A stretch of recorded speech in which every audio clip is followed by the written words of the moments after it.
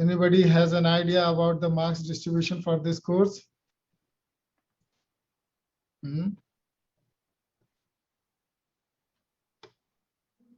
Doctor, if you can record this lecture. Okay, just let me see. Thank you.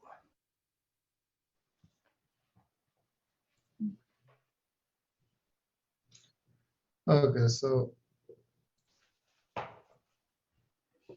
great.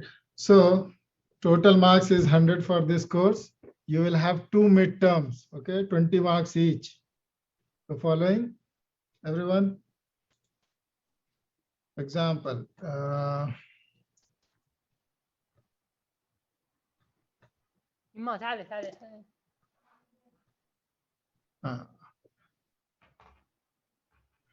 You see, this is here assessment task for the students. This is your marks distribution. You will have total 3 exams in this semester. Okay, that 2 midterms. Okay, 1 assignment or the quiz which will be conducted in the class. Okay, and a final exam. Okay, now the 2 midterm exams will be of 20 marks. Okay, 2 midterm exams will be of 20 marks each. Okay, they will be conducted in week 5 and week 10. Midterm 1 will be conducted in week 5 and midterm 2 will be conducted in week 10. Okay, and then you will have a final exam of 50 marks each. Sorry students, I forgot to introduce myself. Okay, this is Dr. Minhajul, and I hope you all know my name. Okay, and I'll be taking your organic chemistry in level 1 as well as in the level 2. Okay, so as I was telling about assessment task, you will have 2 midterm exam and 1 final exam. 2 midterms will be of 20 marks each, and then you have a quiz or assignment of 10 marks. 10 marks, only 1 quiz that will be conducted in the week 13, and you will have a final exam after week 15th or 14th. Okay, now these are your learning outcomes. Okay, that is, by the time you will finish this syllabus or this semester, you should be able to know, or you should be able to describe or display the hybridization. That is, you should be able to explain what is hybridization, what is the geometry of the structure, geometry and 3 dimension of the organic molecules, and functional group. Okay, and also besides that, you should be able to write the chemical reaction and transformation of chemical functional group, basically chemical transformation of functional group.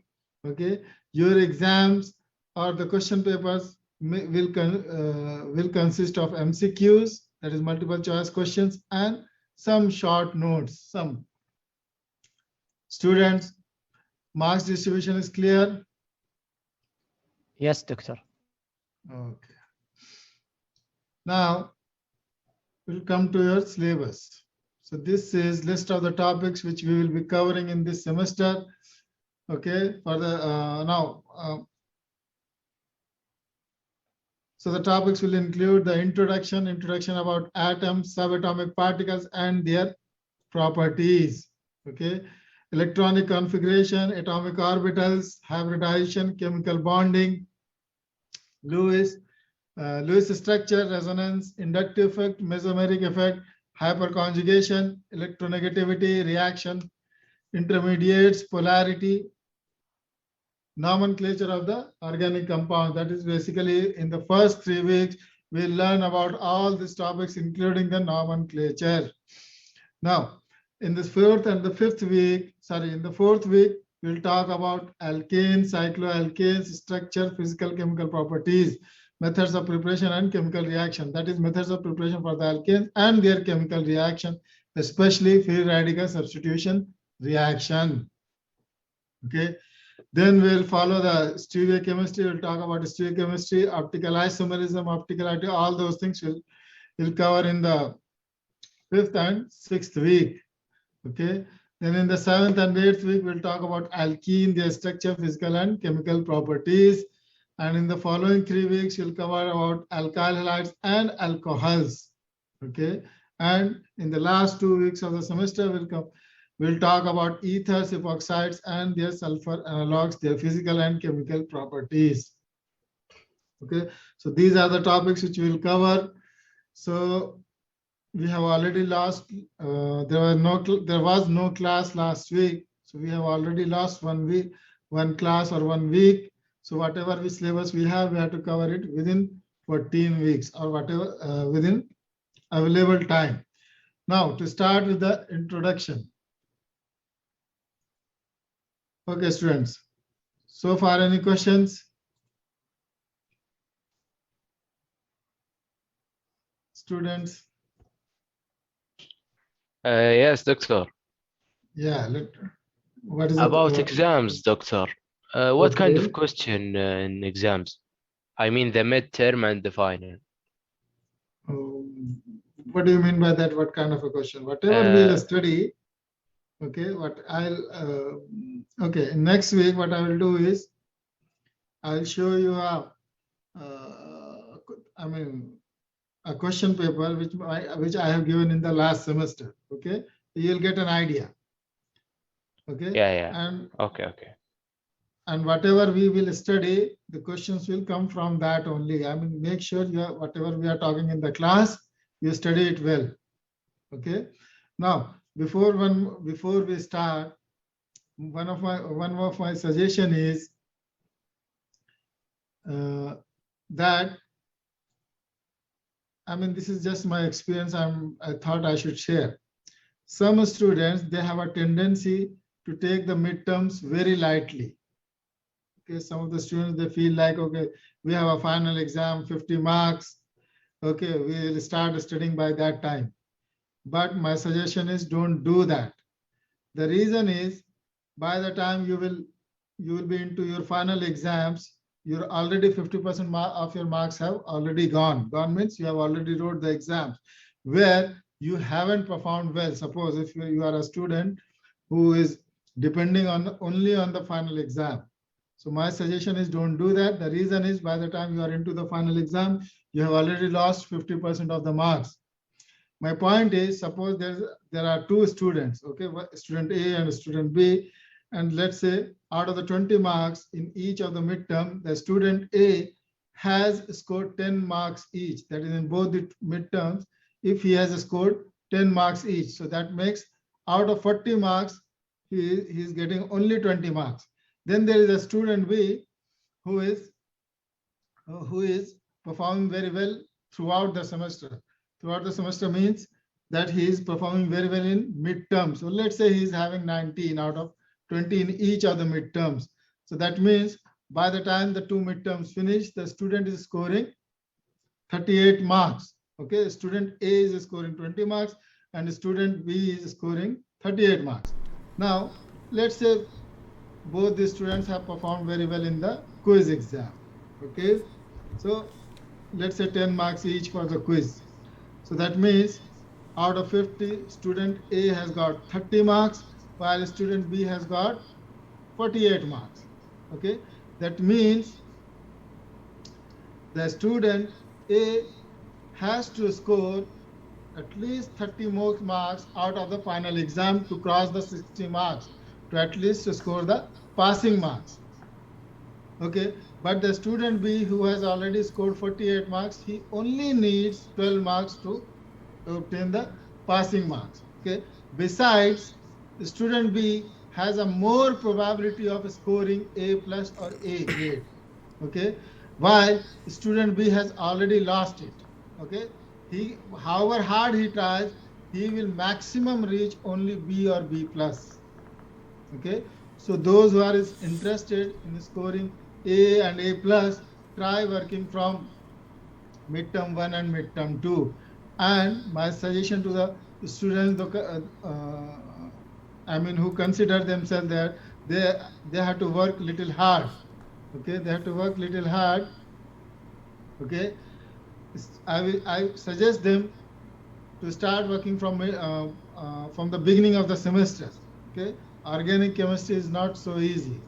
Okay, so start working from the beginning of the semester so that it doesn't build up a lot of pressure on your final exams.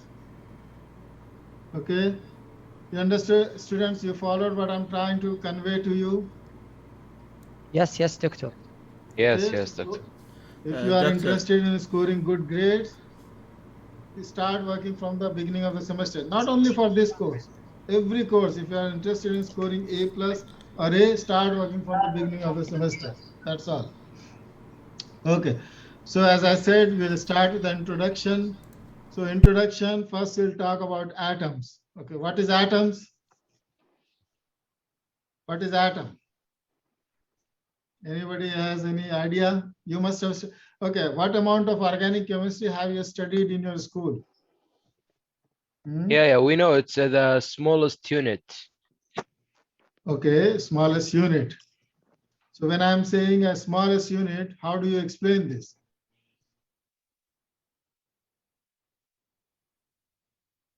This unit cannot divide. Yes, it is it is something which you cannot further divide. Smallest, when you are saying a smallest unit, it means that it is something which you cannot divide it further. Okay, for example, if we take an example of a room, okay, or any building, okay, the building is divided into rooms. Okay, rooms, you further divide it, you can divide it into blocks or bricks. Okay, bricks, if you further divide, you can divide it into atoms. Okay, beyond which it is becomes very difficult to divide. Okay, so atom, it is the smallest unit into which a matter can be divided.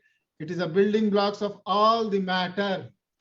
So whatever in this world exists, it is all made up of atoms. Atoms, they combine together to make a bigger unit.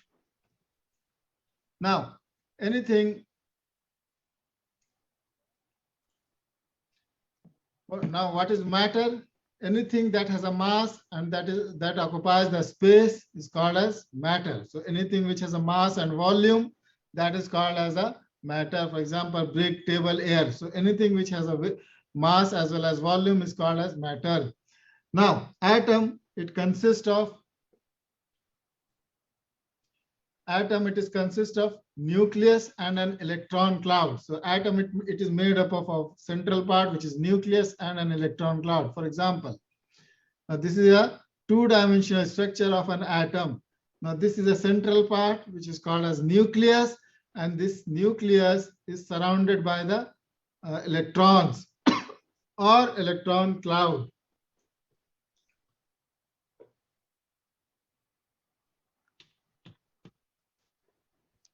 Okay, so atom, it is made up of two parts, which is nucleus and the electron cloud.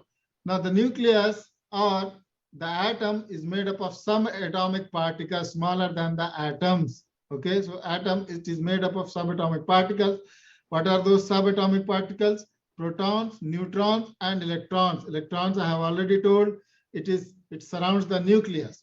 Now the protons and the neutrons, they are present inside the nucleus or together. Okay, that is protons and neutrons together, they make the nucleus or the central part of the nucleus.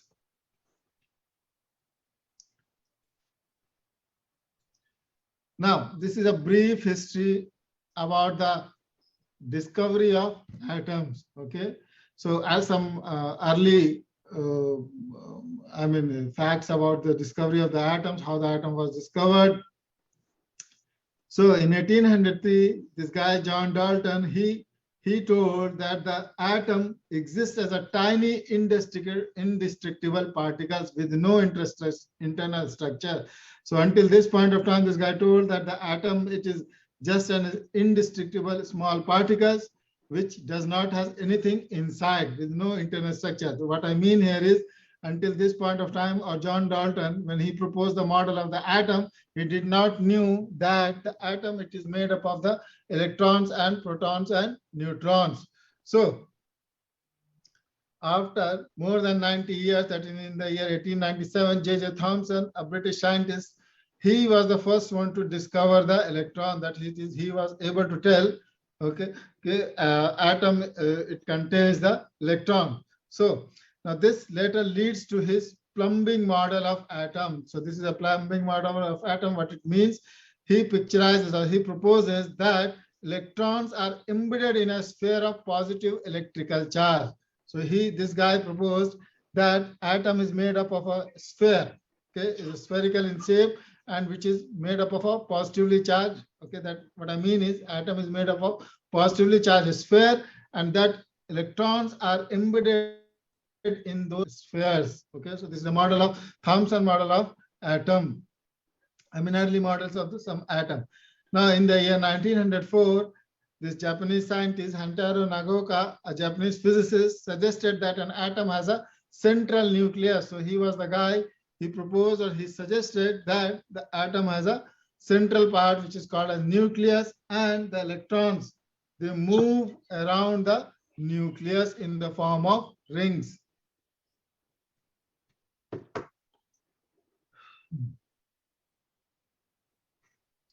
Okay, in the year 1911, okay, Rutherford model. In the year 1911, New Zealand physicist Ernest Rutherford, he finds that an atom has a small, dense, positively charged nucleus. So he said that this physicist from New Zealand, he told that atom has a central part which is very dense and it is positively charged, not like a big sphere which was proposed by Thomson. In fact, Rutherford told that atom has a small central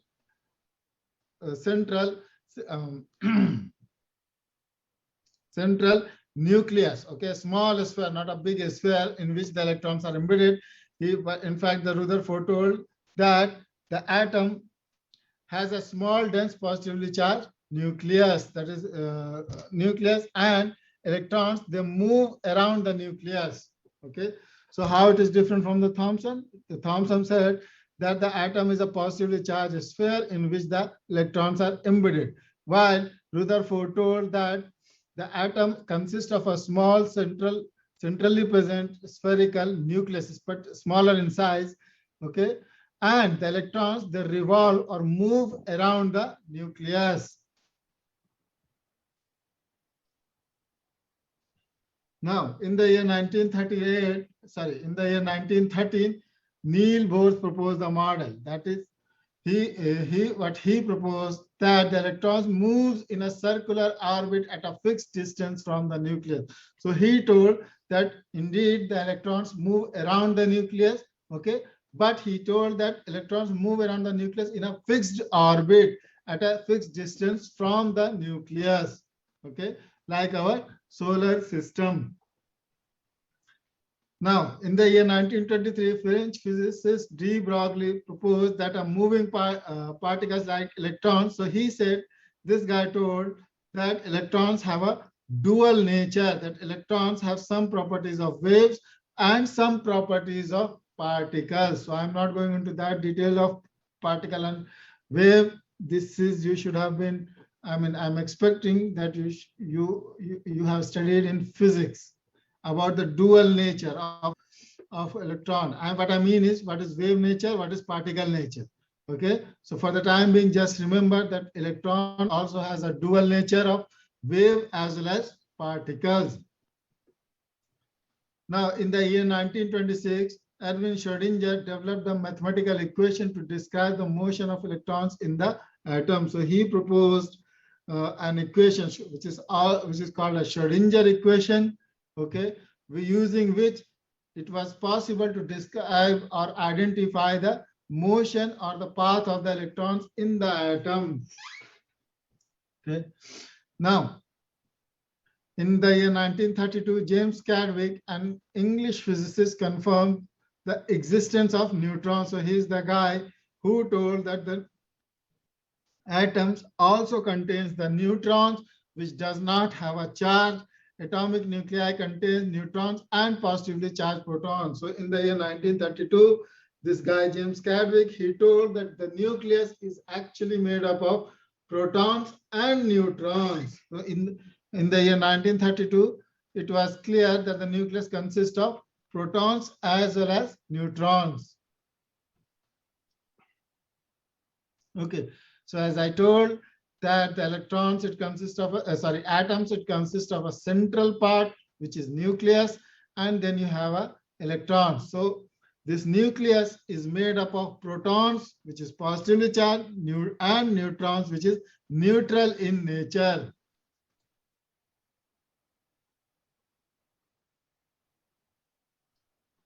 So protons and neutrons, they are grouped together to form the center or the nucleus of an atom.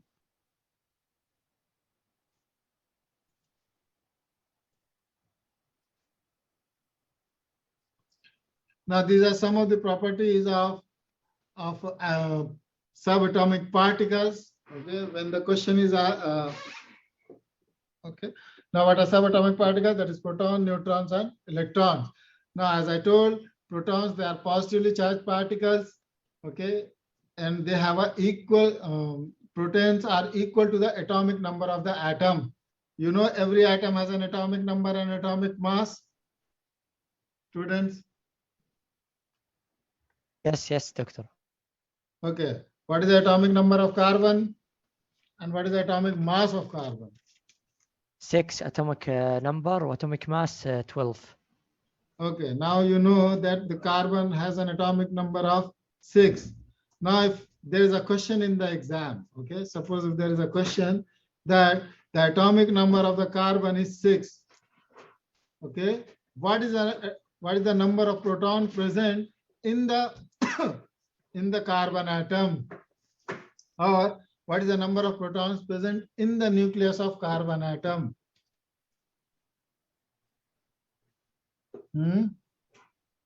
Any guesses, boys?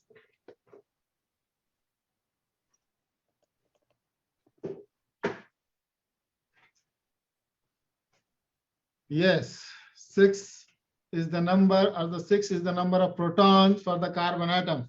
So remember, boys, here that atomic number is always equal to the number of protons. In fact, the atomic number determines or indicates the number of protons present in the nucleus. Okay.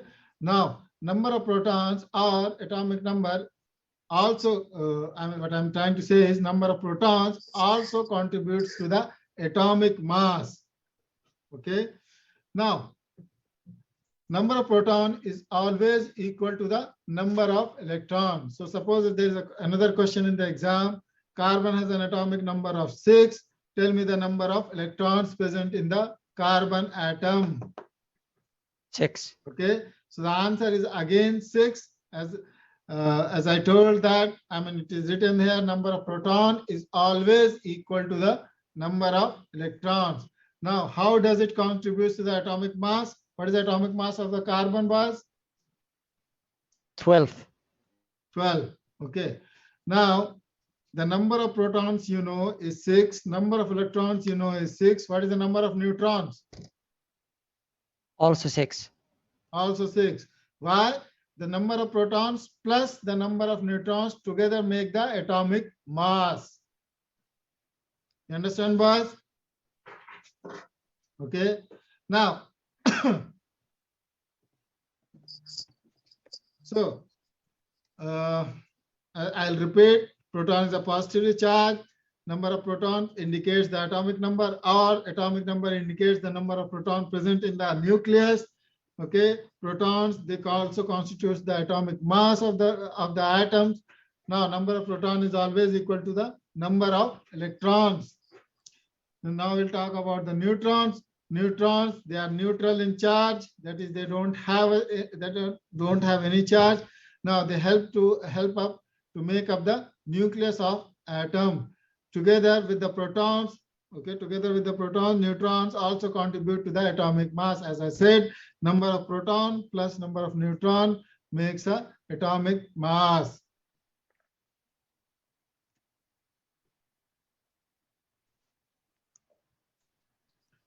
Okay, now we'll talk about the electrons. Okay, electrons, they move rapidly around the nucleus to create an electron cloud. Mass is insignificant compared to protons and neutrons. Insignificant. That is, electrons, they have some amount of mass, but their mass is very, very small compared to mass of the proton and the nucleon. And that is why the mass is not considered. Okay, mass of the electron is insignificant or negligible. Now, as already I have told, number of protons is always equal to the number of electrons. Okay. Now, these electrons, they are involved in the formation of chemical bonds. We'll talk about these bondings in the future, in coming weeks. This slide is clear, boys? Yes, clear, Make sure Doctor. you understand it very well, because I always ask 1 or 2 questions from these slides. I mean, using the information from these slides. So now, valence electrons. What is valence electrons? These electrons, they are found in the outermost shell. Okay, outermost shell of the atoms. We all know, and we have few minutes ago only we have studied that the electrons move around a fixed orbit around the nucleus. Okay, at a fixed distance in an orbit. That is what I'm trying to say, is that the electrons move in the orbit at a fixed distance from the nucleus. Okay, so depending upon the number of electrons, depending upon the number of electrons in the atom, okay, the electrons may be distributed in the different orbits. Okay, for example,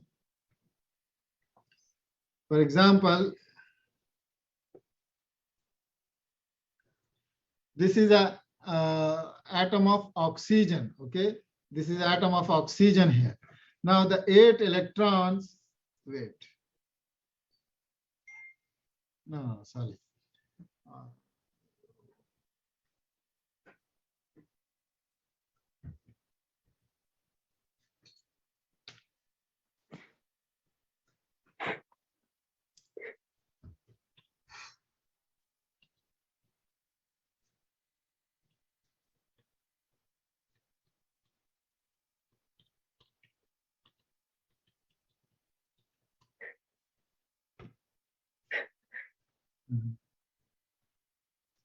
Now look at this atomic structure here.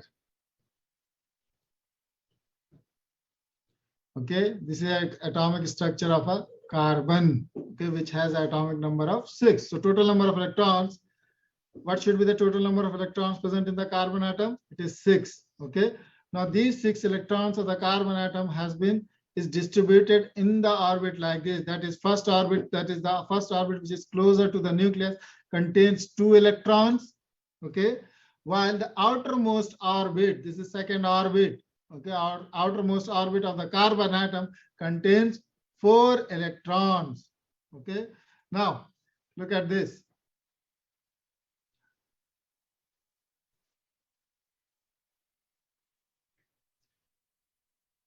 So what is valence electrons? It is number of electrons present in the outermost orbit. That is the electrons found in the outermost energy level of the electron cloud. Energy level means here is the orbit. Okay, so number of electrons present in the outermost orbit is called as the valence electron, and that orbit is called as valence shell. The outermost orbit is called as valence shell, and the number of electrons present in the outermost orbit is called as valence electrons. So carbon has how many valence electrons, boys? You see the outer orbit contains 4 electrons. Sorry? 4 electron, I say. Yes. So the valence electron for the carbon atom is 4. Now, if I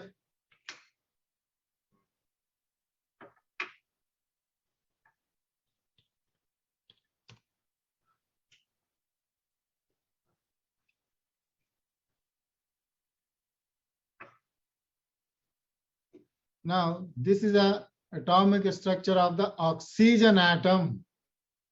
What is the number of valence electron for the oxygen atom? Here, just look at this structure.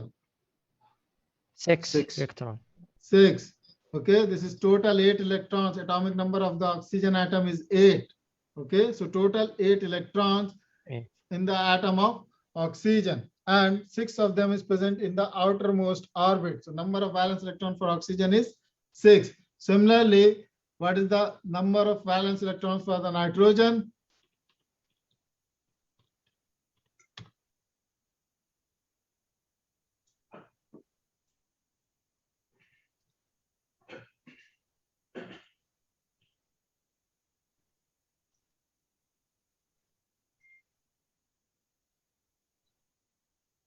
Okay. Tell me what is the number of valence electrons in the nitrogen? Here, Five. by Five. looking at the structure, 5. 5, doctor. 5 electron. 5 electrons. Atomic number of nitrogen is 7. Okay. 2 is present in the innermost orbit, that is in the first orbit, while 5 of them is present in the, or 5 electrons are present in the outermost orbit. So you know what is valence electrons. So this is some of the table for your practice purpose. Okay, just when after the class, just for the practice purpose, fill this table. Okay. Now, for example, carbon has proton 6, neutron 6, electron 6. So you know what is the atomic number and what is the atomic mass. Beryllium has atomic number of 4, atomic mass of 9. Can you tell me what is the number of electrons here? 4. 4. 4. And what is the number of neutrons? 5. 5, exactly. Okay. How do you get 5? 5 plus 4. Atomic mass. 9. Makes 9. Yes. You have to subtract atomic number from the atomic mass to get the number of neutrons.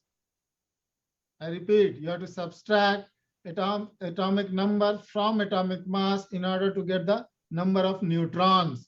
Okay. Now, number of proton, as already we have discussed, is always equal to the atomic number, or number of protons indicates the atomic number of an atom. Now, atomic orbitals. We have talked about orbit. We are talking about atomic orbitals. Do you know what is atomic orbital, boys?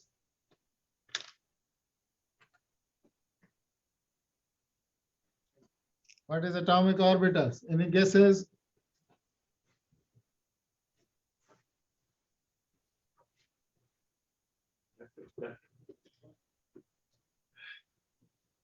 Boys, what is STPD?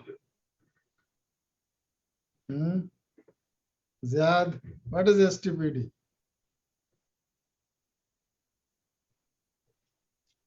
That is actually SPDF. Okay, that is not STPD, it is SPDF. Okay, and the 1s2 2sp, that is electronic configuration. Now, we'll just go through this slide, and then again I will ask this question: what is this atomic orbital? Now, atomic orbitals, it is the energy level of electrons are labeled by the principal quantum number. What is principal quantum number? It indicates the orbit. Okay. For example, principal quantum number n is 1. Okay. It indicates the first orbit. Okay. Now,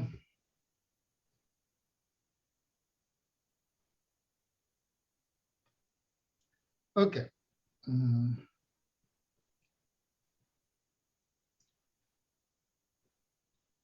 The energy level of electrons are labeled by the principal quantum numbers.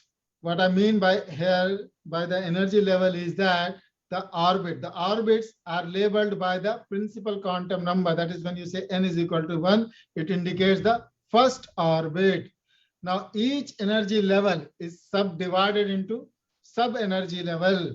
Okay, that is each orbit, again it can be divided into sub-energy level, which is called as orbitals. Okay. Now what we are trying to talk about is if somebody asks you the address of an electron in the atom.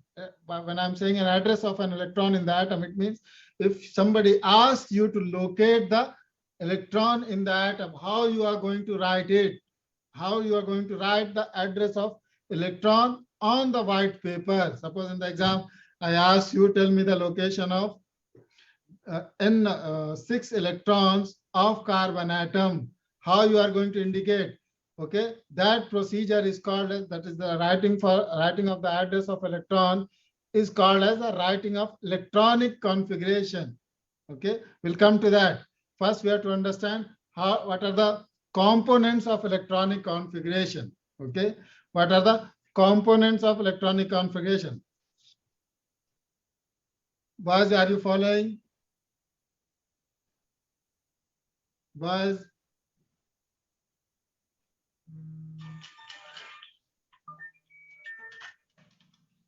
Students? Everyone is there? What? Yes, yes, doctor. Yes. So we are talking about the writing we are talking about how to write the address of an electron. When I'm saying an address of an electron, I mean to say, suppose I'm giving you an atomic number and I'm asking you, so when atomic number of carbon, so when I'm asking you to tell me the address of all the electrons of the carbon atom. Okay, so the atomic number of carbon atom is 6, and I'm asking you to write down the address of those 6 electrons. So first we have to understand what are the components of that address. Okay, so that writing of that address is called as writing of electronic configuration of an atom. Okay, I repeat, writing of that address is called as writing of electronic configuration of an atom. Now, first we have to understand what are the components of electronic configuration and how to write that. Okay, so the orbit, that is, okay, the orbit, it is indicated by the principal quantum number. Okay, the orbit, okay, is also called as a energy level of the electron, and it is labeled by or indicated by principal quantum number. Now each orbit is further divided into sub-energy level, which is called as orbitals, or it is called as atomic orbitals. Now these atomic orbitals is of different shape and sizes. Okay, and it is the orbital which contains the electrons in the orbit. Okay, so we have already studied that the electrons, they rotate in the orbit around the nucleus. Now within the orbit, the maximum probability of finding the electron is within the orbitals. Okay, so I repeat, the energy level or the orbits can be further divided into atomic orbitals or sub-energy level. So the atomic orbitals are of 4 types, that is S, P, D, and F. Now, again, coming back to the principal quantum number. So if the principal quantum number is 1, it indicates first orbit. If the principal quantum number is 2, it indicates second orbit. If principal quantum number is 3, it indicates third orbit. And if the principal quantum number is 4, it indicates the fourth orbit, and so on. If principal quantum number is 5, it indicates the fifth orbit from the nucleus. So first orbit contains only one orbital, that is S orbital. Second orbit contains S and P orbitals. Okay. Now one S orbital, that is S one orbital, and P 3 orbitals. So you have Px, Py, and Pz orbitals. Okay. 3p orbital means you have Px, Py, and Pz orbitals. Okay, now this will be more clear when we talk about orbitals in more detail in coming slides.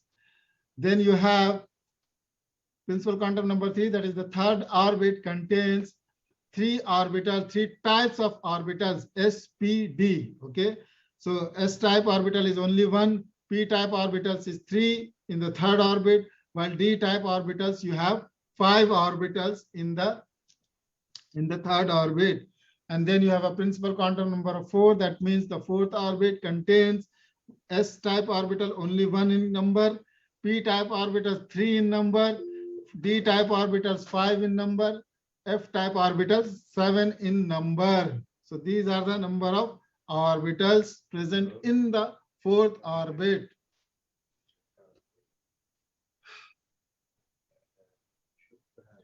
Okay, boys. Yeah. We'll take a small break, boys. 5 minutes. Then we'll start with the orbitals. I mean, we'll finish the orbital. Boys. 2 p.m. Yes. Yes, doctor. You'll take 5 minutes break, okay? Okay, thank you, Doctor.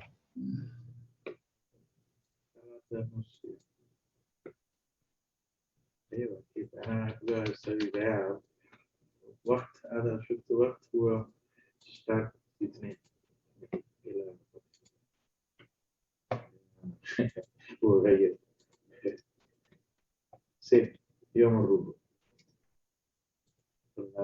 ربع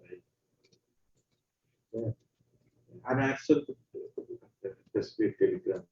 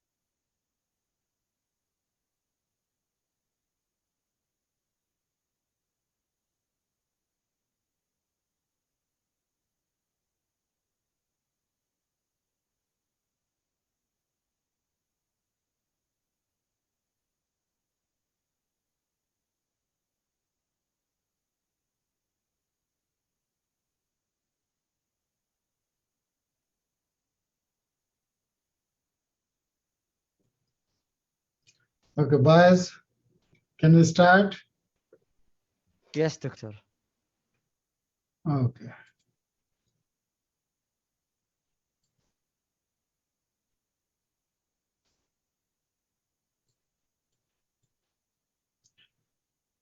So we were talking about the orbitals. I told you that the electrons are present in the orbits. Orbits can be further divided into orbitals. Orbitals are of 4 types, S, P, D, and F. Okay, so first we'll talk about the S orbitals, their shape and orientation of the orbitals. S orbital, it is a spherical around the nucleus. Okay, for example, now this is a, suppose here at the center is a nucleus, then you have one S orbital. This is S orbital, spherical in shape. Now this outer circle is S orbital present in the second orbit. So S orbital is spherical around the nucleus. P orbital, they are dumbbell in shape in 3 directions, Px, Py, and Pz. So this is Px orbital, then you have a Py orbital and Pz orbital. So P orbitals is of 3 types. Okay, now they are oriented. Okay, P orbitals of 3 types. They are dumbbell in shape. There are 3 types: Px, Py, and Pz. This classification of P orbital is based on the orientation in the X, Y, and Z plane. Okay, the classification of the P orbital, it is based on their orientation in 3-dimensional place, that is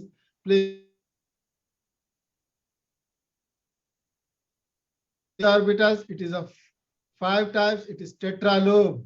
Okay, P orbitals, it is 2 lobes. Okay, this is 1 lobe, this is another lobe. They are dumbbell shaped. Now the D orbitals, it is tetralobe. Tetralobe means 1, 2, 3, 4, 4 lobes. Okay, tetra means 4 lobes, means indicates this part, 1, 2, 3, 4. So D orbitals, they are tetralobes, and it is of 5 types: dz square, dxy, dxz, dyz, d square dash y square. Okay, so again, this classification is based on their orientation in the X, Y, and Z plane. Okay, now the lowest points between the 2 respective axes. Okay, just in this case, I want you to remember first 2 lines. Okay, here also you remember the shape. In this case also you should remember the shape and the type of orbital. Similarly, here also you should remember that the D orbitals, they are tetralobes. There are 5 types: dz square, dxy, dxz, dyz, dx square dash y square. Okay, just remember this much only for D orbitals. Now F orbitals, it is 6 lobes and hence more complex. So it is of 7 types basically. Okay, F orbitals, it is of 7 types and it is 6 lobe. So and their direction is more complex. Now, this is a pictorial representation of first and second level S orbitals and the P orbitals. So you can imagine how complex it will be if you are talking about the 3rd orbit and also about the 4th orbit. Now, electronic configuration. Now, what is electronic configuration? Few minutes ago, I already introduced you to the electronic configuration. Electronic configuration is nothing but a way of writing the address of electron. Okay, so the process of writing the address of electron is called as electronic configuration. Okay, we'll just read the definition now. It is a detailed way of showing, electronic configuration is a detailed way of showing the order in which electrons fill around the nucleus. Okay, how the electrons occupy the orbit around the nucleus. So it is a detailed way of showing that. Now, it can also be considered as the address of electron. So this is a electronic configuration for the 2 electrons present in the first orbit. Okay, this one here is a address of, or the electronic configuration of 2 electrons present in the first orbit. So 1 here is a principal quantum number, or it indicates the orbit.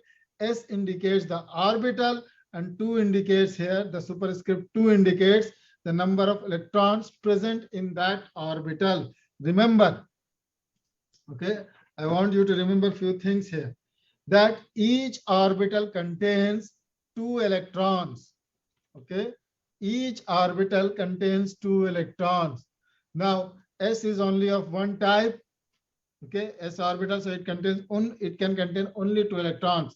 Now the p orbital, it is of 3 types: px, py, and pz. How many electrons can be present in p orbital, or how many electrons can be accommodated in p orbitals? You see, this is a combined structure of a p orbital. This is py orbital, px orbital, and pz orbital. Now, so the total number of electrons present in the p orbital is how much, boys? 6 electrons. 6 electrons, exactly. Similarly, how many electrons present in the d orbitals? 10 electrons. 10 electrons. How many electrons in the f orbital? 14 It is of electrons. 7 types. 14 electrons. 14 electrons. So you should remember this number, that S orbital can accommodate 2 electrons, p orbital can accommodate 6 electrons, d orbital can accommodate 10 electrons, f orbital can accommodate 14 electrons. Okay, this is a maximum number of electrons that can be accommodated by the orbitals. So the maximum number of electrons that can be accommodated in the s orbital is 2. Maximum number of electrons accommodated in the p orbital is 6. Maximum number of electrons accommodated in d orbital is 10. Maximum number of electrons accommodated in the f orbital is 14. Okay, now if you want to write an electronic configuration or an address of an electron, there are some principles you need to follow, or some rules you need to follow. What are those rules? The Aufbau principle, the Aufbau principle, the Pauli exclusion principle, and the Hund's rule. Okay, now we'll try to understand this one. Aufbau principle. What is Aufbau principle? The Aufbau principle, according to the Aufbau principle, electrons occupy the orbitals of lowest energy first.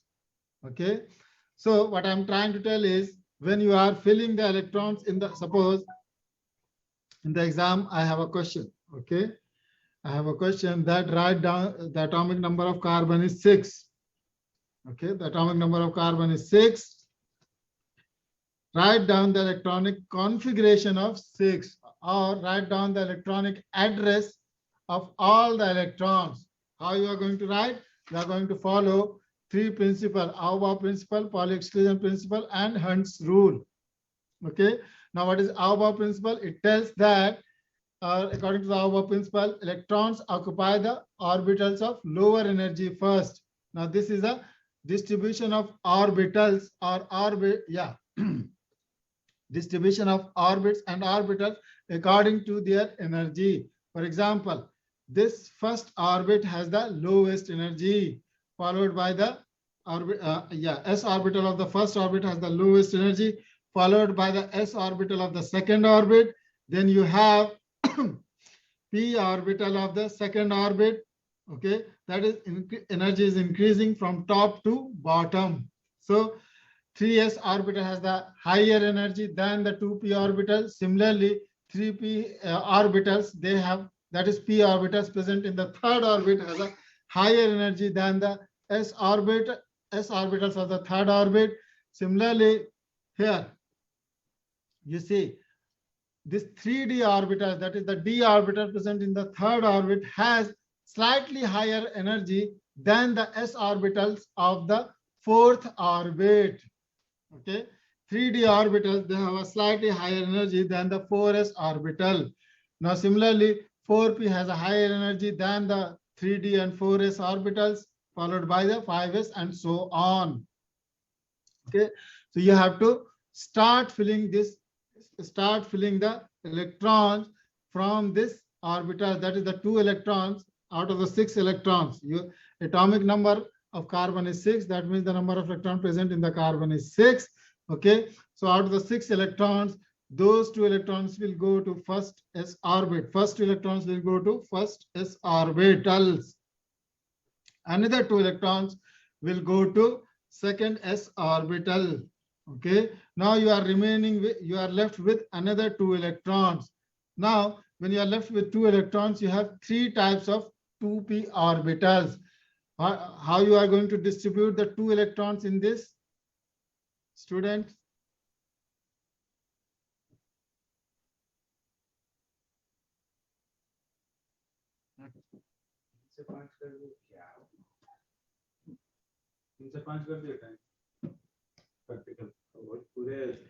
पूरे दफ्तर में डाल दिए पूरे दफ्तर में हाँ 2 भी मेरे 2 से 4 3 से 5 Students, in order to distribute those remaining 2 orbitals, distribute remaining 2 orbitals, we have to study another 2 principle. What is that? Pauli exclusion principle and Hund's rule. Now, what is Pauli exclusion principle? The next rule is Pauli exclusion principle. Pauli exclusion principle states that an atomic orbital can have maximum number of 2 orbitals. This I have already told you that an orbital can accommodate maximum number of 2 electrons. So px can accommodate 2 electrons, py can accommodate another 2 electrons, pz can accommodate another 2 electrons. The spins have to be paired. Okay. Remember, paired means here is that now the electrons in the boxes is represented by this arrows. Okay. The electrons in the boxes is represented by the arrows. So this represents 1 electron, this represents another electrons. Okay. Now, if the 2 electrons are present in an orbital, okay, if the 2 electrons are present in an orbital, they have to be paired. Paired means you have to indicate, okay, their spin in this manner. If one arrow is upwards, the another arrow has to be downwards. Okay, this is representation of a paired spinning of electron. One arrow, the 2 arrows representing 2 different electrons should be in the opposite direction. One should be upwards, the another should be downwards. Okay, the spins have to be paired. We usually represent this with up arrow and a down arrow. Now, what is Hund's rule? It says that when you get to degenerate orbitals, you fill them all halfway first, and then you start pairing up the electrons. Okay, when you get a degenerate orbitals, what do you mean by degenerate orbitals? Any idea, boys? It means the orbitals which have similar energy or nearly similar energy. Okay. Degenerate orbitals means those orbitals which have nearly similar energy.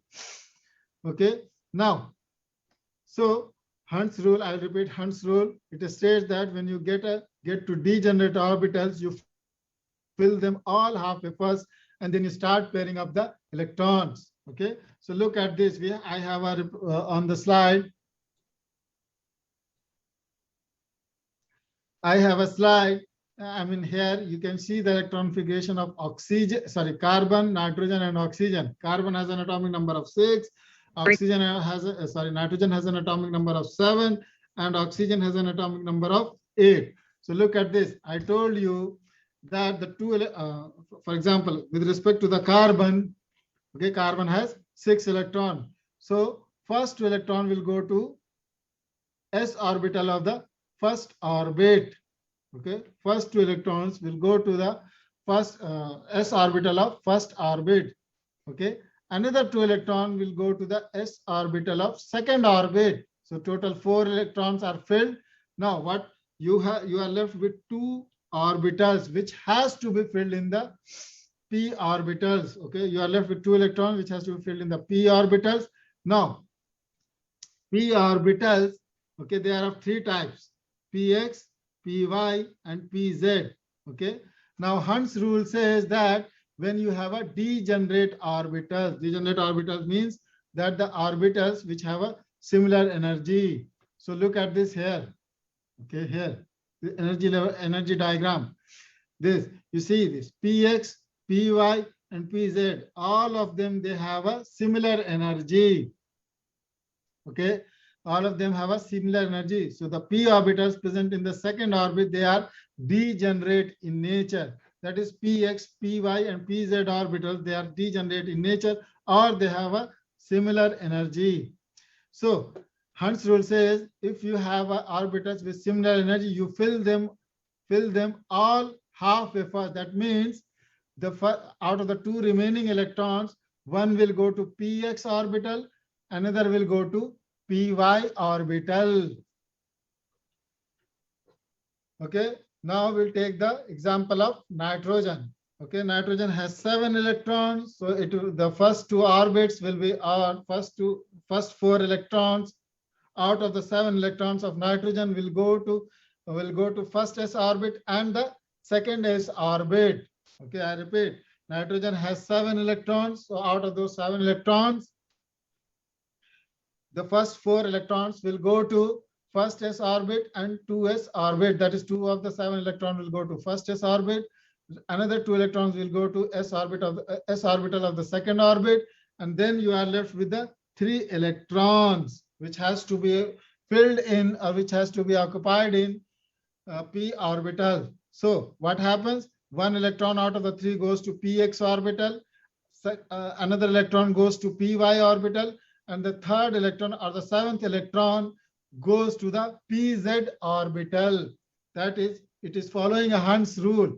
You have to fill the degenerate orbitals, all of them, you fill them all halfway first. Okay, that is, each of the degenerate orbitals occupies 1 electron each, and then you start pairing up the electrons. So look at this oxygen here, which has 8 electrons. Okay, out of the 8 electrons, 4 electrons goes to first s orbital and the second s orbital. So you are left with remaining 4 electrons, which has to go to p orbital of the second orbit.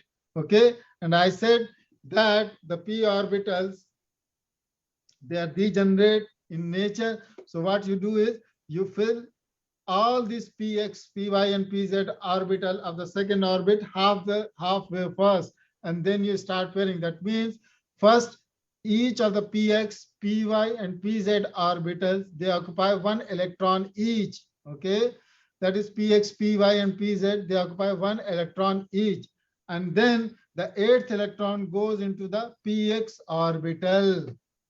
This is called as Hund's rule.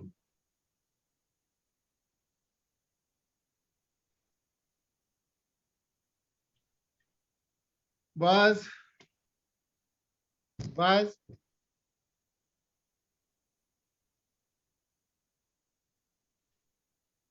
students,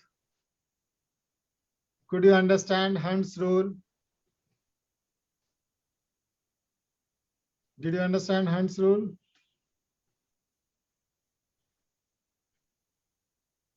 No, you don't have to write 1s under the box. There are 2 ways of writing. One way is this, you can draw the boxes, and yes, if you are drawing the boxes, you have to write 1s, 2s, 2p if you are drawing the boxes. Okay, but if you are writing an electronic configuration in this manner, that is 1s2, for example, let me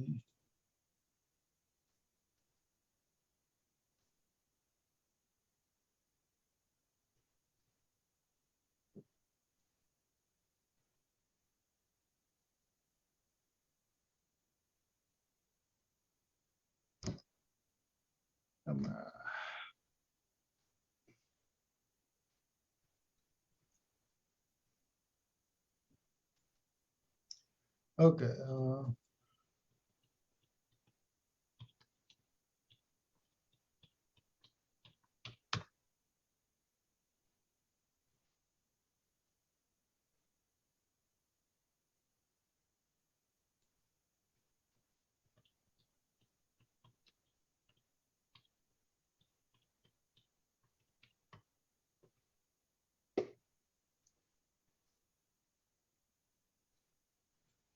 You see, if you're writing an electronic configuration in this manner, two ways of writing it. That is, when you are drawing the boxes, if you are drawing the boxes, below the boxes, you have to write 1s2, 2s2, 2p2, and those kind of things.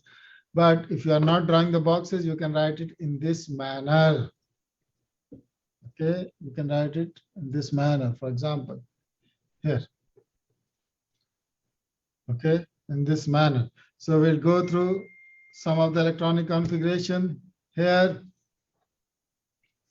Now we'll talk about writing electronic configuration. We have read the rules, we have understood the orbitals and how the distribution takes place. Now we'll talk about how to put them in a sequence. Okay, so first step in writing any electronic configuration is to determine the number of electrons present in the atom.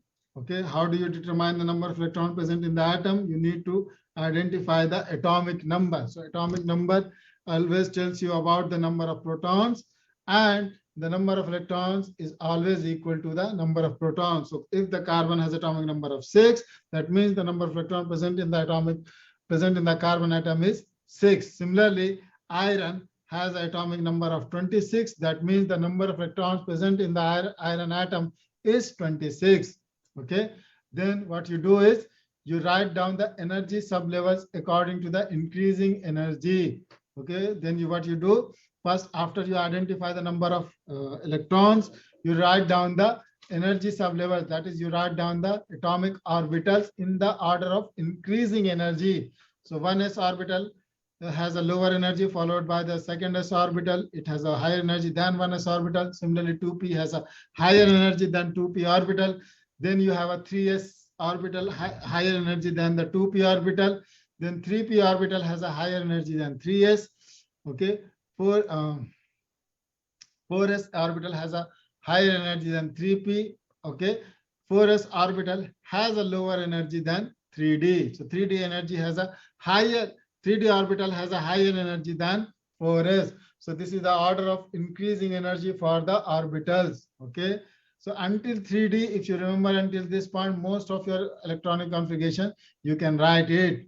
Okay, otherwise you'll have to remember this. That is beyond 4p and 5s, you have to remember until this point. Okay, that is the order of increasing energy. Now, after you write down the orbitals in the increasing level of energy, okay, what you do is you fill each sublevel with the number of electrons until you have used all the electrons in the atom. So suppose if you have 26, what I'm trying to say is that you have to fill each of the orbitals with 2 electrons each, okay, until you have used all of your electrons. For example, you have 26 electrons, right? Okay, so 2 electrons out of those 26, 2 electrons goes to first s orbit, 2 electrons, another 2 electrons goes to second s orbit, remaining 6 electrons goes to p orbital. So that makes 10. 2 plus 2 plus 6, that makes 10. Now you have remaining 16. Okay, so another 2 electron goes to 3s orbital, 6 electron goes to 3p orbitals.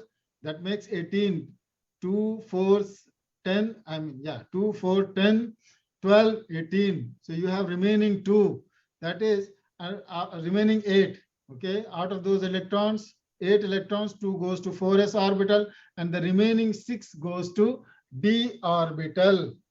Okay, the sum of the superscripts equal to the atomic number of carbons. So the total addition of superscript should be equal to the atomic number of the atom, or should be equal to the atomic number of iron here in this case. Boys, did you understood how to put them in a sequence, how to write down the electronic configuration?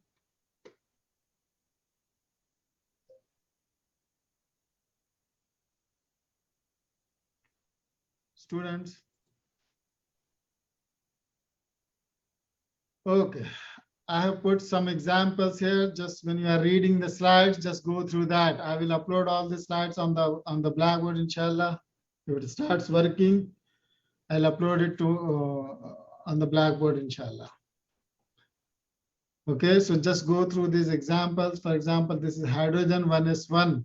This is helium, has 2 electrons, atomic number is 2, 1 is 2, that is 2 electron goes only in the first s orbitals. Lithium has an atomic number of 3, so you have 1s2, 2s1.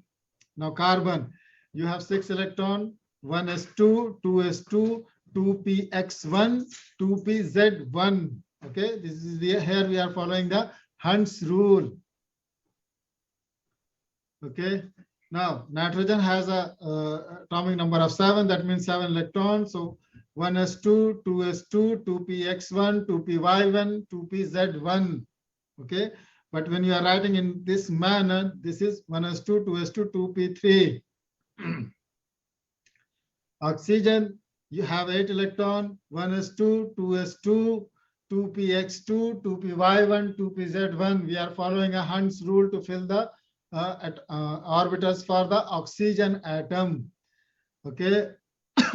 Then you have a fluorine, which has atomic number of 9. Okay, so 1s2, 2s2, 2p5.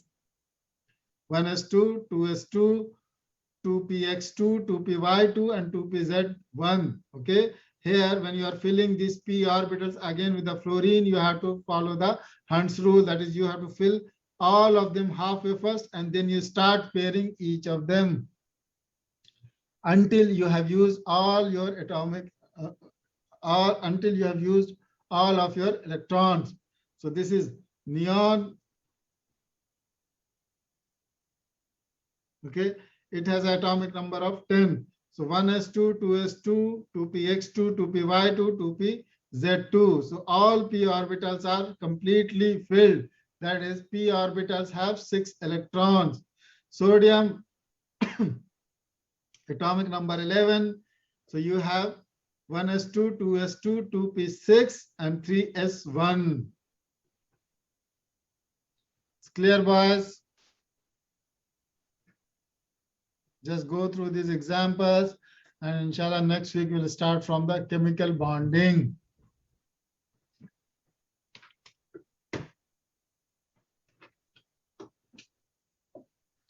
Boys, any question?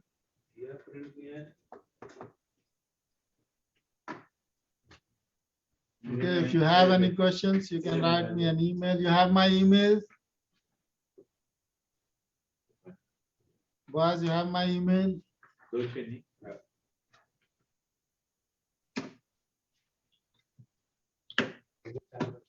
No, doctor. Okay, just You will send it here. yeah, I'm sending you, and I'll upload on the Blackboard also. Okay.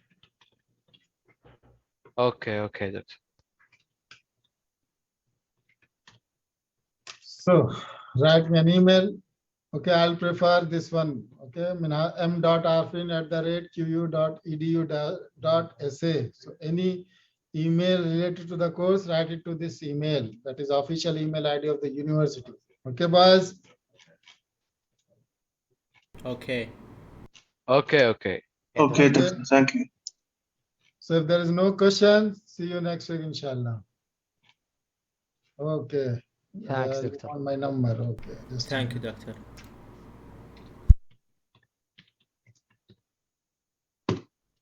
Is that okay, Hamad?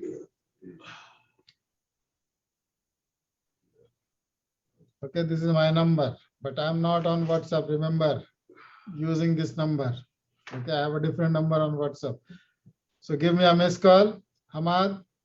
Okay, I'll save it and I'll WhatsApp you my another number to you.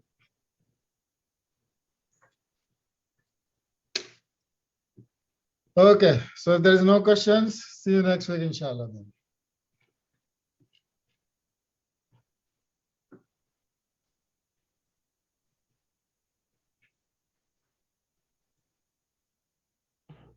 Thanks, doctor. Welcome, boys. Can we leave in Blackboard? Yeah, you can disconnect now. Thank you, doctor.